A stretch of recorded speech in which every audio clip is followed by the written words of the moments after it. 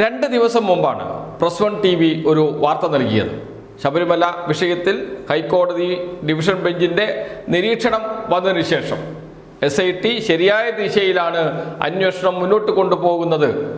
SIT ഹൈക്കോടതിയുടെ division ബെഞ്ചിന്റെ കീഴിലാണ് പ്രവർത്തിക്കുന്നത് എന്ന് വെച്ചാൽ ഡിവിഷൻ ബെഞ്ച് തന്നെയാണ് അന്വേഷണം നടത്തുന്നത് എന്ന് പരസ്യമായി തന്നെ കോടതിയിൽ ഡിവിഷൻ ബെഞ്ച് പറഞ്ഞ സാഹചര്യത്തിലാണ് ആ വീഡിയോ ചെയ്തത്.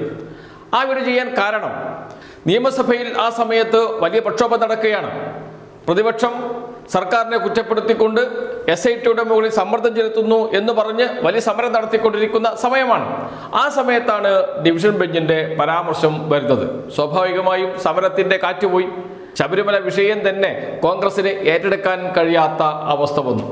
അന്ന് പ്രസ് വൺ TV പറഞ്ഞു, ഇനി പ്രതിപക്ഷ നേതാവ് VD സതീശന്റെ ലക്ഷ്യം നോട്ടം ജമാഅത്തെ ഇസ്ലാമിയിലേക്ക് ആയിരിക്കും എന്നും മുസ്ലിം വർഗീയതയിലേക്ക് ആയിരിക്കും എന്നും. അത് തന്നെ സംഭവിച്ചു. ഇന്ന് വാർത്താ സമ്മേളനത്തിൽ ജമാഅത്തെ ഇസ്ലാമിയെ കുറിച്ച് പറഞ്ഞിട്ടുണ്ട് VD സതീശൻ. ജമാഅത്തെ ഇസ്ലാമി മതരാഷ്ട്രവാദം ഉപേക്ഷിച്ചു എന്നാണ് അമീർ തന്നെ പറഞ്ഞത് എന്ന് കേൾക്കാം VD സതീശന്റെ വാക്കുകൾ. ജമാഅത്ത് ഇസ്ലാമിയുടെ അമീർ വളരെ വ്യക്തമായി മതരാഷ്ട്രവാദത്തെ സംബന്ധിച്ച അവരുടെ നിലപാട് വ്യക്തമായി പറഞ്ഞിട്ടുണ്ട്.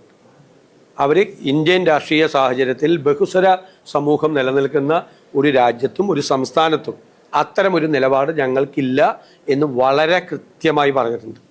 ഞാൻ നിങ്ങൾക്ക് വേണമെങ്കിൽ അതിൻ്റെ വീഡിയോ ക്ലിപ്പിംഗ് അയച്ചു തരാം. ഈ വിവാദങ്ങളെല്ലാം വന്നതിന് ശേഷം നല്ല വ്യക്തതയോടുകൂടി ആ നിലപാട് ഞാൻ പണ്ട് പറഞ്ഞ നിലമ്പൂർ ഇലക്ഷനിൽ അപ്പോൾ എന്നെ എല്ലാവരും വിമർശിച്ചു.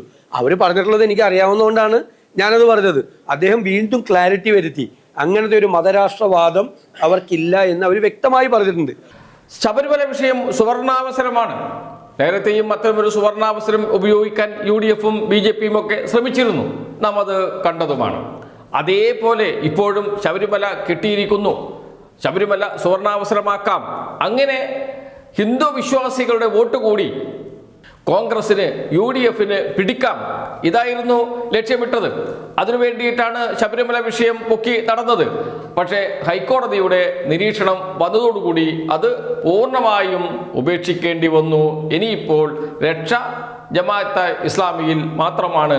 അതാണ് വീണ്ടും ജമാഅത്തെ ഇസ്ലാമിയെ പിന്തുണച്ചുകൊണ്ട് VD സതീശൻ രംഗത്ത് വരാൻ കാരണം.